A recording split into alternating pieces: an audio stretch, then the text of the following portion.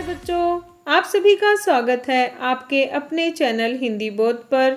आज हम इस वीडियो में पढ़ेंगे क्लास 7th के सिलेबस में शामिल लेसन 11 और हमारे पाठ का नाम है रहीम के दोहे। इस वीडियो में आप शब्दार्थ व भावार्थ सीखेंगे।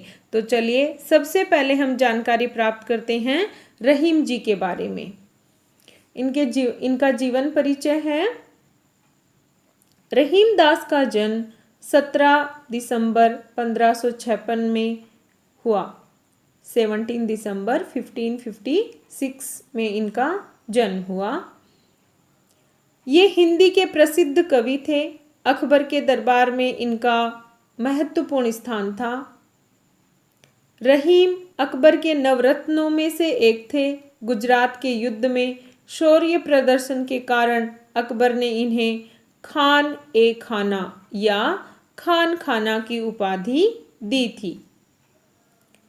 रहीम अरबी, तुर्की, फारसी, संस्कृत और हिंदी के अच्छे ज्ञाता थे। इन्हें ज्योतिष का ज्ञान भी था।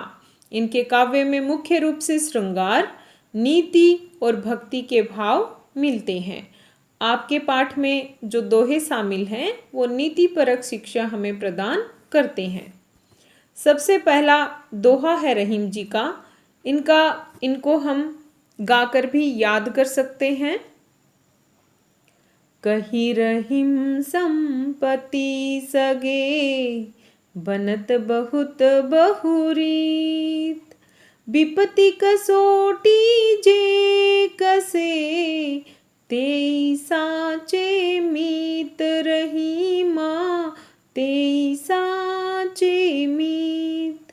तो सबसे पहले हम शब्दार्थ देखते हैं। संपत्ति धन दौलत, सगे रिश्तेदार, बनत बनना, बहुत बहुत तरीके से, विपत्ति परेशानी, कसौटी परीक्षा, तेई वही, साचे सच्चे, मीत मित्र। अब देखिए रहीम जी इस दोहे के माध्यम से सच्ची मित्रता कैसे आप पहचान सकते हो, सच्चे मित्र को आप कैसे पहचान सकते हो वो बताया है। तो क्या कहते हैं, कही रहीम संपत्ति सगे। रहीम दास जी कहते हैं कि जब आपके पास धन दौलत होता है, संपत्ति होती है, तो अनेक तरीकों से बहुत सारे लोग आपको मित्र बनने के लिए तैयार हो जाते हैं। विपत्ति कसोटी जे कसे, परंतु जो बुरे समय में आपके साथ रहता है वही आपका सच्चा मित्र है। तो इसका भावार्थ इस प्रकार है। प्रस्तुत दोहे में रहीम जी सच्चे मित्र की पहचान करने के बारे में बता रहे हैं। रहीम जी कहते हैं कि जब मनुष्य के पास धन दौलत होती है तब लोग अलग अलग बहाने ढूंढकर मित्रता करने का प्रयास करते हैं, परंतु सच्चा मित्र वही होता है जो बुरे समय में हमारा साथ देता है, अर्थात कठिन परिस्थितियों में हमारा साथ देता है, वही हमारा सच्चा मित्र होता है। तो इस दोहे से हमें क्या शिक्षा मिलती है? मित्रता की परख बुरा समय आने पर ही होती है। अच्छे समय में तो सभी आपसे दोस्ती करना चाहते हैं। अगला हमारा दोहा है। जाल परे जल जात बही, तजी मीनन को मोह। रहीमन मछरी नीर को, तउन छाड़ती छोह। रहीमा तउन छाड़ती छोह। अब देखिए इस दोहे में रहीम जी ने सच्चे स्नेह की विशेषता बताई है और क्या कहा है वो हम जानेंगे शब्दार्थ और भावार्थ के साथ। तो शब्दार्थ है जाल मछली पकड़ने का जाल, जल पानी, बही बहना, तजी छोड़ना, मीनन मछली, मोह स्नेह, नीर पानी, तव तब भी, छाड़ती छोड़ती है, छोह मोह। अब देखिए क्या कहा है कि जैसे ही पानी में जाल पड़ता है तो मछली तो ऊपर आ जाती है पर पानी जाल से बह जाता है, अर्थात पानी मछली का साथ छोड़ देता है। और मछली इतना स्नेह करती है पानी से कि जैसे ही वो उससे अलग हो जाती है वो अपने प्राण त्याग देती है। वही बात है इसमें बताई है। प्रस्तुत दोहे में रहीम जी ने सच्चे प्रेम की विशेषता बताते हुए कहा है कि जब मछली पकड़ने के लिए जाल पानी में फेंका जाता है तो पानी जाल से निकल जाता है, परंतु मछली जैसे ही पानी से अलग होती है अपने प्राण त्याग देती है, अर्थात वह जल से सच्चा स्नेह करती है। अगला हमारा दोहा है, तरुवर फल नहीं खात है, सर्वत पियतन पान, कही रहीम पर काज हित, संपत्ति संचहि सुजान, रहीमा संपत्ति संचहि सुजान। अब इसमें क्या कहा है, परोपकार की भावना को महत्व दिया है रहीम जी ने इस दोहे में।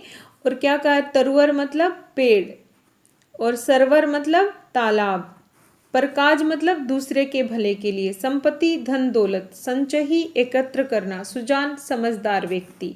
तो यहाँ पर शब्दार्थ मैंने लिखे हुए हैं, वही जो अभी मैंने आपको बताए हैं।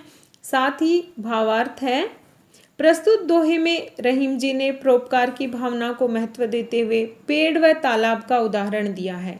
रहीम जी कहते हैं, पेड़ अपना फल स्वयं नहीं खाता है, तालाब अपना पानी स्वयं नहीं पीता है, उसी प्रकार एक समझदार व्यक्ति दूसरों के भले के लिए ही धन एकत्र करता है। तो इस दोहे से हमें परोपकार की भावना की शिक्षा मिलती है।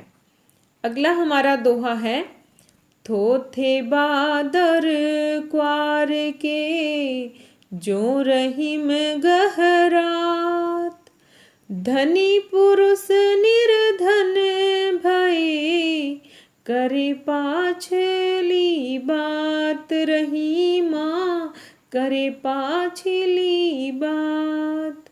अब इसमें शब्दार्थ है, थोथा खाली, क्वार हिंदी महीना, निर्धन गरीब, पाछली पिछली पहले की बातें।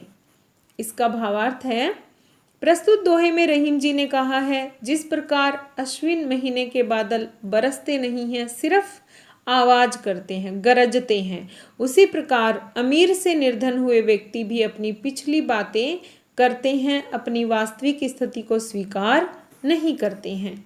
अगला हमारा दोहा है, धरती की सी रीत है, शीत घाम और मेह, जैसी परे सो सही रहे, त्यों रहीम यह देह, रहीमा त्यों रहीम यह देह।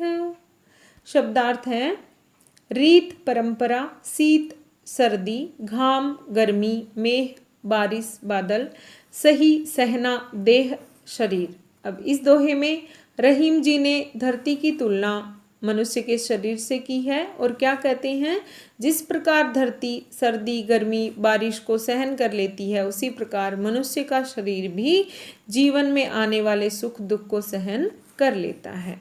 तो ये थे हमारे दोहे और इनका भावार्थ। अब हम बात करते हैं प्रश्न अभ्यास की। पहला प्रश्न है, रहीम जी ने सच्चे मित्र की क्या पहचान बताई है? जो बुरे समय में हमारा साथ दे, जो रुपए होने पर हमारा साथ रहे, या जो हमेशा हमारे साथ रहे। तो इसका उत्तर है, जो बुरे समय में हमारा साथ दे। रहीम जी के अनुसार वही हमारा सच्चा मित्र है। अगला प्रश्न, रहीम के दोहे का मुख्य अभिप्राय क्या है? क्या इस पाठ में ईश्वर भक्ति से संबंधित दोहे थे, या नीति की बातें कही, या वीरता का वर्णन था, या ईमानदारी की बातें? तो इसमें थी नीति की बातें।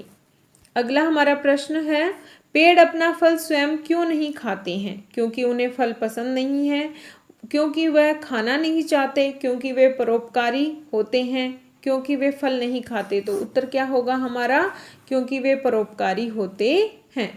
अगला हमारा प्रश्न है, सज्जन संपत्ति क्यों जमा करते हैं? बुढ़ापे के लिए, धनवान बनने के लिए, दूसरों की मदद के लिए, अपने बाल बच्चों के लिए? तो इसका उत्तर होगा दूसरों की मदद के लिए। अगला हमारा प्रश्न, रहीम ने मनुष्य के शरीर की तुलना किससे की है? आकाश से, धरती से, तालाब से, या पेड़ से? तो सही उत्तर क्या होगा? धरती से। तो ये थे हमारे प्रश्न, इस पाठ के शब्दार्थ और भावार्थ। अगर आपको ये वीडियो पसंद आया है तो लाइक ज़रूर करें, चैनल पर नए हैं तो सब्सक्राइब करें। Thank you.